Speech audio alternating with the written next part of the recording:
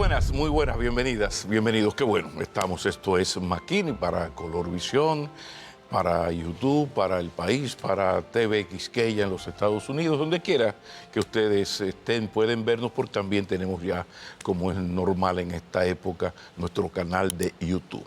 Miren, él es exministro de Economía, es profesor de maestrías en Harvard University, I'm sorry, ustedes me excusan, pero también ha sido asesor de gobiernos extranjeros. Si faltaba algo, es vicepresidente del Partido de la Liberación Dominicana. Y algo importante, a veces, siempre en política es mejor que a ustedes lo aspiren y que usted no aspiren.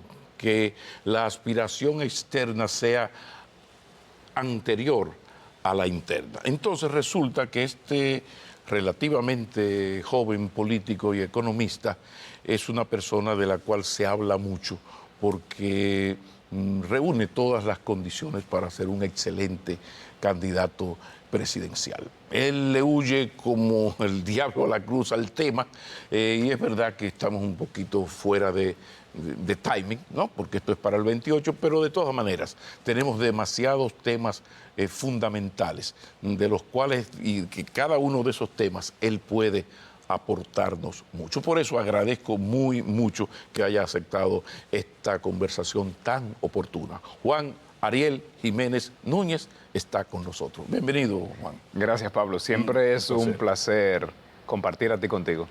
¿La familia está bien? La familia bien, gracias a Dios, en salud. Bien. Es lo más importante. ¿Felucho está bien? Está bien. En Jarabacoa, retirado. Y tu querida madre, y la abuela y la tía, porque tú eres... Así es. Es un harén femenino, un dominio femenino.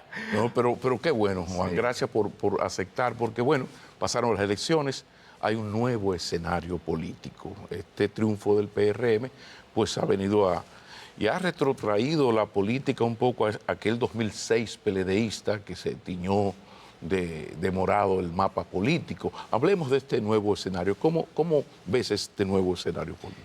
Luego de las elecciones del 19 de mayo, el Partido Revolucionario Moderno tiene una amplia mayoría. Tiene el Poder Ejecutivo y tiene supermayoría en las dos cámaras del Poder Legislativo, tanto en el Senado como en la Cámara de Diputados. Eso le da una capacidad de impulsar las reformas que ellos entiendan. Y lo digo porque desde la campaña del año 2020, ellos insistieron, su candidato presidencial, de que quería hacer varias reformas. Entonces, tuvo la oportunidad en el pasado y la vuelve a tener. Y yo creo que eso es importante porque en los momentos que está viviendo la República Dominicana y el mundo, en sentido general, pues se requiere reinventarse y construir una nueva República Dominicana que sea capaz de insertarse en las nuevas cadenas globales de valor, atraer los flujos de inversión extranjera en nuevos sectores como el de semiconductores, por ejemplo, diversificar el turismo, aprovechar las oportunidades en la economía digital. En fin, hay un sinnúmero de oportunidades que se abren para la República Dominicana y que requerirían grandes transformaciones en varios de nuestros sistemas. Sí. El tributario, el laboral, la seguridad social, el educativo. Entonces hay un partido que tiene la capacidad política e institucional de realizarlo. Sí. Sin embargo, desde el primer momento se le ha notado al presidente Abinader un interés especial en no utilizar esa gran mayoría para imponer decisiones, aún legítimas, ilegales, ¿no? Sino que la tendencia que uno ve es que él desde el primer momento quiso reunirse con Leonel, se reunió con Abel, se va a reunir con otros sectores. ¿Cuál es la posición del PLD en cuanto a esa colaboración? Es decir, aquí tenemos, creo que son 12 propuestas que él había diseñado, que están en el Consejo Económico y Social, pero yo no quiero hacer esto a las bravas, sino cuál sería la posición del PLD. ¿Puede el país o el gobierno específicamente contar con ese PLD, o el PLD le va a decir, mira, tú ganaste, tienes el poder, tú gobiernas, nos vemos en el 2028? La posición del PLD ante las propuestas del gobierno y el acercamiento veto del presidente Abinader a ustedes? Lo primero que eso requeriría es una solicitud al partido por las vías institucionales, que no se ha hecho. Nosotros todavía somos un poquito organizados y tenemos instancias donde ese tipo de solicitudes se discuten y se toman decisiones en base a ello. Entonces, como no se ha generado esa solicitud, tampoco se ha discutido y por eso yo no pudiera fijar posición por el partido. Ahora sí yo puedo decir que es muy saludable el diálogo político. Yo creo que una de las grandes virtudes de República Dominicana, que de hecho no se está viendo en otros países de América Latina, es que a pesar de las diferencias propias de un sistema competitivo a nivel electoral, tenemos capacidad de diálogo, tenemos capacidad de superar cualquier distancia política y poner por encima de todo la agenda del país. Eso se ha hecho en el pasado en momentos de grandes tensiones, 1994, 2020. Y yo creo que son de las cosas que tenemos que preservar. Pero tú que estás ahí en el comité político, vicepresidente del partido, el ambiente que existe en el PLD es de aceptar sentarse a dialogar. Por ejemplo, lo de la modificación constitucional, que el presidente plantea esto a partir de blindar la independencia del Ministerio Público o blindar la constitución de excesos de presidentes que les gusta modificar la constitución para volver a ser candidato. La posición del PLD, porque de la Fuerza del Pueblo la conocemos, pero la posición del PLD en esos dos temas, por ejemplo. Siempre hemos sido un partido con voluntad de diálogo y de concertación. De hecho, tú puedes ver cómo tan pronto se llegó al gobierno y se quiso firmar el pacto eléctrico, fuimos los primeros en estar ahí. Ante la solicitud que se hizo de discutir las 12 grandes reformas en el CES, el partido participó en cada una de las mesas. O sea que voluntad de diálogo siempre se ha tenido y yo no vería por qué eso se tendría que modificar. Claro, es un diálogo que se tiene que dar con cordialidad en todos los frentes. Y lo digo porque no es fácil cuando se tiene una estrategia de compra de dirigentes, se tiene una estrategia de descrédito en medios de comunicación y después dice, por cierto, vamos a dialogar. No. Si es un diálogo de caballeros y damas, seamos caballeros en ambos lados de la mesa. Pero nunca se ha puesto como condición para participar en los procesos de concertación. Pero hablé del cambio del escenario y quizás más que en este caso, más que cambio, sería una confirmación de un escenario político eminentemente conservador. Nunca en la historia política dominicana se había dado, por ejemplo, una contienda donde los tres grandes partidos tienen una gran similitud en sus propuestas programáticas, donde todos o no lo dicen claramente, pero no están de acuerdo con las tres causales, aunque teoricen, hablen muchísimas cosas. O sea, hay un ambiente de conservadurismo que estas elecciones sellan, porque incluso el único que creció de manera importante fue la ultraderecha trujillista, genocida, una cosa interesante, ¿no? Entonces, de repente tenemos un partido donde lo que era la izquierda democrática, lo que era el PLD en los 80, 70, 80, 90, hasta llegar al poder, que era un partido del sistema, pero con ideas progresistas y cosas. De repente, ¿qué vamos a hacer con ese escenario tan conservador? Porque a veces para la democracia es buena ese equilibrio. Eso es así. En República Dominicana tenemos la ventaja de que no hay polarización ideológica. Y eso es algo que en varios países dificulta el avance, porque no tienen capacidad de diálogo, porque no hay voluntad de ponerse en el lugar del otro y entender sus preocupaciones y su visión de la vida. Entonces vemos, por ejemplo, en España, una ultraderecha en el Vox, una izquierda bastante a la izquierda en Podemos, en Sumar, y no se ponen de acuerdo casi en nada. La República Dominicana no. En la República Dominicana hay grandes niveles de consenso sobre qué hay que hacer en el país, en cada una de las áreas. La política económica siendo quizás el mejor ejemplo. La diferencia que hay entre un partido y otro es mínima. Aquí no hay propuestas populistas de vamos a nacionalizar los sectores de la economía o vamos a tirar la casa por la ventana a nivel fiscal. No, no hay eso. Por supuesto, hay distintas visiones de qué hacer con el endeudamiento, hay distintas visiones de cuál es la estructura impositiva que necesitamos, pero no refleja un tinte ideológico, claro. Más que nada refleja una estrategia de desarrollo. ¿En qué se podría diferenciar, porque tú manejas a profundidad estos temas, las propuestas del PRM de la del PLD? Tiene que haber matices en algo. Sí, claro. ¿Qué te gustaría a ti destacar? Si no, espérate, No. somos centro derecha o derecha, pero aquí hay matices, señor McKinney, vamos. Muchos. Empezaría por el rol que tiene la infraestructura. El PRM, anterior PRD, Sí. si uno se fija en las estadísticas a lo largo de la historia, tiende a disminuir mucho el gasto de capital y a subir mucho el gasto corriente.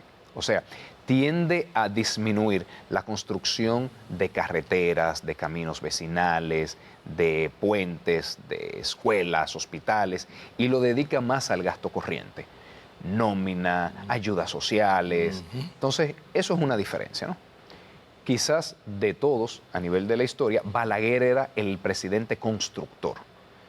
Cuando uno revisa las estadísticas, de cada 2 pesos, Balaguer casi siempre dedicaba 1 a construcción, 1 a gasto corriente. El PLD, de cada 10 pesos, dedicaba entre 3 y 4 pesos a la construcción, dígase, al gasto de capital, y dedicaba el resto, 6, 7 pesos, al gasto corriente. El PRM, en la actualidad, lo que está mostrando es que de cada 10 pesos dedica 9 al gasto corriente y apenas 1 al gasto de capital. Si lo estás diciendo tú, es decir, que tú siempre partes de datos oficiales, estadísticos, claro. no son opiniones. No son opiniones, son los datos que ellos publican en la Dirección General de Presupuestos. ¿Y eso no es preocupante, peligroso para un país que arrastra con una deuda social acumulada, que hay gente que ya solo come en estadísticas y que disfruta del bienestar de la macroeconomía, de esa estabilidad macroeconómica, incluso de esa envidiable estabilidad política, solamente las estadísticas? O sea, que hay una jodida desigualdad social histórica que arrastramos. Entonces me choca un poco. No es peligroso. No se están durmiendo ustedes todos, o sea, Sí, la claro. partidocracia, en esa deuda social acumulada que permanece ahí. Absolutamente. Se le está poniendo una curita a los males sociales. Yo te voy a dar un ejemplo. A ver, Si uno visualiza una comunidad en la frontera, por así decirlo, lo digo la frontera porque son las comunidades de mayores niveles de pobreza. Hay 2 estrategias para sacar a esas personas de la pobreza. ok. La primera estrategia, la que personalmente prefiero, es crear las condiciones para que se desarrolle la actividad privada, esa actividad privada genere empleos y esa generación de empleos aumente el ingreso de las familias. Si tú me preguntas a mí cómo superar la pobreza del noroeste, yo diría el puerto de Manzanillo es fundamental. Porque el puerto de Manzanillo, en el que se tendrán que gastar unos 200, 300 millones de dólares, permitiría reducir la distancia entre la República Dominicana y la costa este de los Estados Unidos en un día, que es Eso un es tercio del tiempo. Eso. En momentos donde en Estados Unidos todo el mundo quiere comprarse la camisa de moda, el jean que está a la moda para mañana a través de plataformas digitales, Sí, sí. se privilegia mucho la cercanía. ¿Por qué? Porque también las empresas no están teniendo muchos inventarios por el costo de inventario. Lo que prefieren es alguien que esté cerca, que rápidamente me lo mande. Menos mal. Entonces, si desarrollamos el puerto de Manzanillo, eso permitiría un desarrollo de toda la actividad industrial y logística alrededor de ese puerto y se empiezan a crear muchos empleos en Montecristi, en Dajabón, en Santiago Rodríguez. Esa es una estrategia. ¿Hasta qué punto, Juan Ariel, tu experiencia, a pesar de tu relativa juventud, pero tu experiencia en Harvard, asesorando gobiernos, tu visión, tú estás en las grandes ligas del pensamiento económico mundial?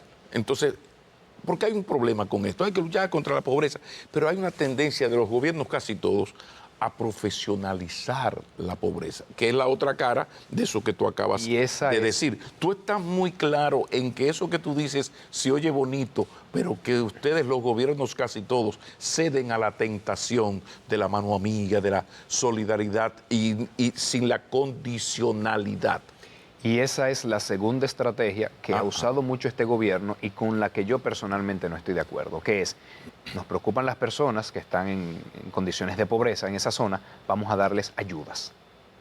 Ayudas mensuales, dinero para las madres, dinero en Navidad, dinero para los padres, y todo es dar, dar, dar. Aunque esto no es Entonces, exclusivo del PRM. pero Ya ha aumentado el mucho. PLD cedía a esa tentación. Yo discutía mucho con una amiga tuya Lo que pasa es que de eso. más que se ha duplicado ese gasto, Ese gasto. ¿entiendes?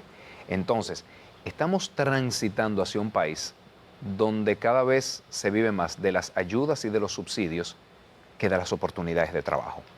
Y eso es peligroso. ¿Y cuál Entonces, es el yo límite de quiero... eso? Porque llévame al escenario hasta A qué eso punto. voy. Porque aquí ya incluso una persona que nunca ha trabajado en el Estado, de clase media baja, le llega el otoño de la vida y de repente le dan una pensión sin ningún mérito. Porque hay personas y personas fundamentales en una comunidad que han sido ejemplos, le llegó el otoño y ese es don Juan Brealand de estoy, caramba, ¿no? Pero ahora se está dando mucho eso, de un ogro filantrópico, buena gente, que va a tu ayuda en términos centenarios. Entonces, Pablo, Por favor, por favor. además quisiera añadir algo.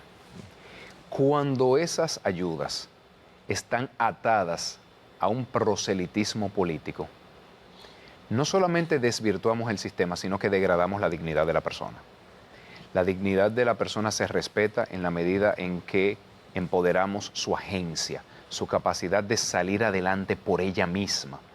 Y por eso insisto, hay cosas que tiene que hacer el gobierno porque solo un gobierno lo puede hacer. Infraestructura pública, por ejemplo. Las ayudas juegan un rol fundamental en dos ocasiones. Una ocasión, personas que no pudiesen beneficiarse del bienestar económico. Por ejemplo, los adultos mayores. Personas que por alguna condición familiar tienen que cuidar a una persona que está con una enfermedad terminal o algo así. Circunstancias muy específicas. Circunstancias muy específicas, claro, donde no pudiésemos ser ingenuos de que por el hecho de que abran empresas y se dediquen a crear muchos empleos, esas personas pueden abandonar sus condiciones de vida. ¿Hasta qué punto el pensamiento de Juan Ariel Jiménez Núñez no es una excepción en el PLD? Porque ustedes crearon el instrumento que es el CIUBEN. El CIUBEN es un orgasmo político-social maravilloso. El CIUBEN te sirve para tú ayudar con eficiencia y con sentido de solidaridad a la gente sin profesionalizarla. Todo esto, perfecto. Ahora, ¿hasta qué punto esto no es apenas una visión personal del economista y político Juan Ariel, o en el PLD se están haciendo esa autocrítica del pasado y van a apostar a ese pensamiento Jiménez Núñez? Entonces, te explico por favor, el segundo argumento que justificaría ese tipo de ayudas. A ver. Las transiciones. De forma provisional, para que una persona, una familia supere la pobreza a lo que entra al mercado de trabajo, entonces se le dé esa ayuda. Por eso, posterior a la crisis financiera y económica del 2003-2004, el anterior gobierno PRD-PRM, se crea ese sistema de ayuda diciendo, vamos a reactivar la economía, estamos superando la crisis, pero esto va a tomar tiempo, entonces se instala ese esquema de ayudas sociales, que son las transferencias condicionadas, por cierto, muy de moda en América Latina, luego de la experiencia tanto de México como de Brasil. En México, oportunidades, y en Brasil, Bolsa Familia. Entonces, sí tenemos que ser autocríticos y saber que implementamos ese sistema, pero no fuimos lo suficientemente eficientes en sacar a las personas de ahí. Entonces, como tú dices, medio la graduamos en las ayudas sociales sin haber complementado eso con estrategias de inserción laboral efectiva. Pero esa discusión, perdona porque te interrumpo, pero no, es que creo que es importante, pero esa discusión ustedes la tienen en el PLD, sí, porque claro. El PLD uno siente cierta arrogancia, algunos más arrogantes que otros, pero cierta petulancia discursiva, autosuficiencia por unos logros que están ahí, que nadie los va a negar, claro que sí, pero ustedes han conversado sobre esto, las luces están aquí, pero estas sombras, o sea, esto no es la opinión de Juan Ariel Jiménez Núñez, que me está diciendo este discurso, aplausos, muy bien, pero a lo interno del PLD siguen en sus 15. No, para nada. A ver, sí te confieso que son discusiones que se dan más entre los economistas del partido. Claro. Pero entiendo tu punto y sería autocrítico en que son discusiones que se tienen que tener a nivel político también. Porque eso es lo que genera la visión país. Entre los economistas, hasta por entretenimiento, no pasamos discutiendo esto. Sin embargo, a nivel político tenemos que definir esa visión de país que nos diferenciaría de los demás y que creo que es fundamental en un sistema de partido que, como tú sabes, no tiene diferencias ideológicas, sino que son más diferencias de estrategias de desarrollo. Claro. Entonces, acepto tu observación y creo que son de las cosas que tenemos que modificar y son de las cosas que debe abrazar, esta renovación que yo estoy tan comprometido con ella. Lo cierto es que uno escuchando te entiende por qué los grandes y buenos economistas siempre terminan seducidos por la política. Ustedes van desarrollando como ustedes ven que, bueno, es que si no hay poder político, es la política la que me permite todas estas ideas llevarla a la práctica. Quizás por eso ya el gusanillo de la política le llegó a Juan Ariel hace unos cuantos años y ya lo vemos creciendo. En el caso particular del expresidente Danilo Medina, en todas mis conversaciones, él está muy claro de que el hombre es él y sus circunstancias.